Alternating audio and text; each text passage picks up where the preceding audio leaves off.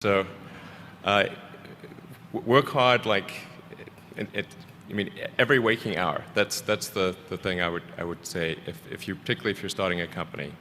And I mean, if you do simple math, you say like, okay, if somebody else is working 50 hours and you're working 100, you'll get twice as much done in the course of a year as the other company. I realized that to have the level of success that I want to have, it's difficult to spread it out and do multiple things. You know, it's in order to be world class, and I've made a decision. I want to be world class, and it takes such a desperate, obsessive focus to excel on the level that I want to make movies. You know, I was Star Wars when I was young. I sat in a movie theater and watched Star Wars, and I just couldn't believe that movie made me feel like that, just floored and just stunned by the creativity. And I'm realizing that in order to move people in that way, in order to touch people in that way, you really got to focus with all of your fiber and all of your heart and all of your creativity. And I go, oh, that's great. What's your idea? And they go, well, I don't have one yet. And I say, well, I think you should go get a job as a busboy or something until you find something you're really passionate about, because it's a lot of work. And I'm convinced that about half of what separates the successful entrepreneurs from the non-successful ones is pure perseverance. It is so hard. You pour so much of your life into this thing, and there are such rough moments in time that most people give up. I don't blame them. I mean, it's really tough, and it consumes your life. I mean, if you've got a family and you're in the early days of a company, I can't imagine how one could do it. I'm sure it's been done, but it's rough. I mean, because it's pretty much an 18-hour-a-day job, 7 days a week for a while. So unless you have a lot of passion about this, you're going to not survive. You're going to give it up. So you got to have an idea or a problem or a wrong that you want to right that you're passionate about. Otherwise, you're not going to have the perseverance to stick it through. And I think that's half the battle right there. One night, Chris had gone to bed. I had been struggling. We still had all the same problems.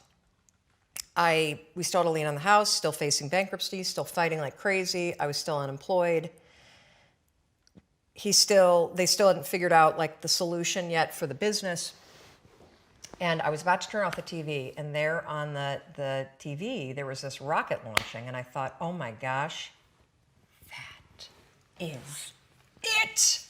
I am going to launch myself out of bed like a rocket ship, like NASA, right here, had launched me out of that bed. And I'm going to move so fast that I don't think. I'm going to beat my brain. Now, here's a really interesting point. I talk a lot about your instincts and inner wisdom. And we can get into this a little bit later, but a lot of us talk about the fact that you have a gut feeling. But what all this research that I've done for the book and all the speaking that I do, what I've discovered that's fascinating is actually when you set goals, when you have an intention on something that you want to change about your life, your brain helps you. What it does is it opens up a checklist, and then your brain goes to work trying to remind you of that intention that you set. And it's really important to develop the skill, and I say that word purposefully, the skill of knowing how to hear that inner wisdom and that intention kicking in and leaning into it quickly. So for me, my brain saying, that's it, right there, move as fast as a rocket, Mel.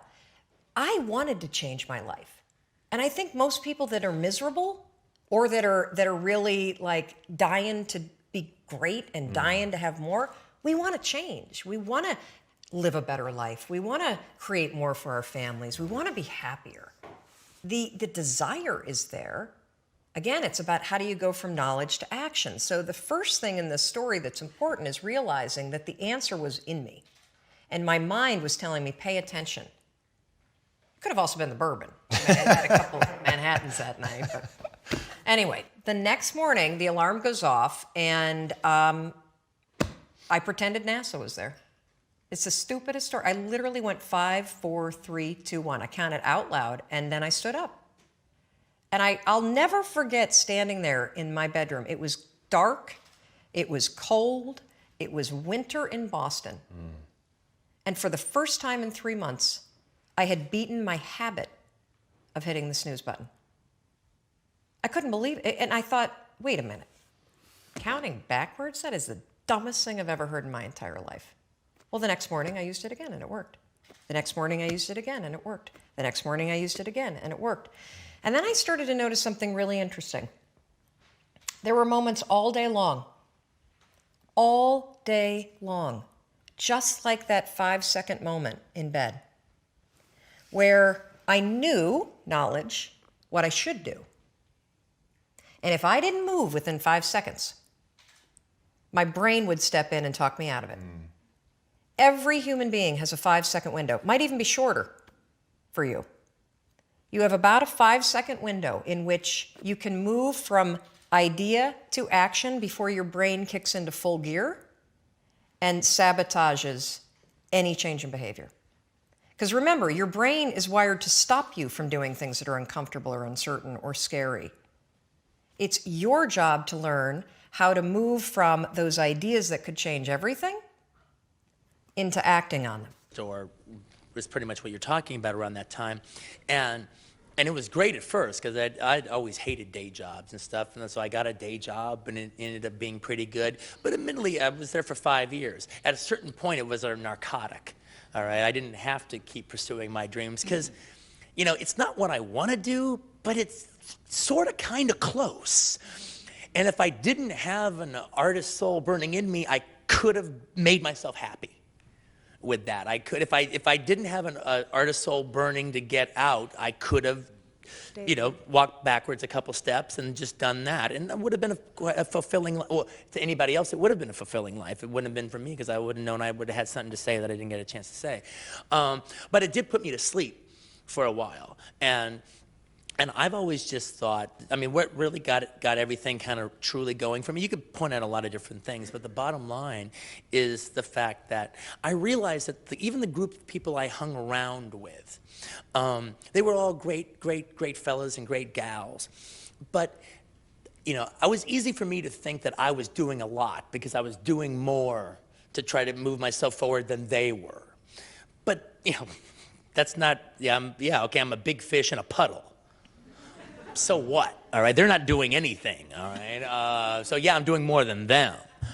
But I realized that actually I need to get my ass out to Hollywood and meet other people who are, you know, like in my category or working a little higher, and I should be the weakest link in my chain that I have, and that'll make me be stronger. It'll make me run faster. I mean, like an analogy I've always used is, all right, if you run the 100-yard dash with people that can't run as fast as you, yeah, you'll win, hands down, you know that. But if you run with people much faster than you, all right, yeah, you might come in last every single time, but your time will be better because they're making you run all the faster. They're making you dig down just a little bit more. It doesn't matter that you won. Your time is faster. And that's what I knew I had to do. I had to get out of Loserville and throw myself into a place where, like, this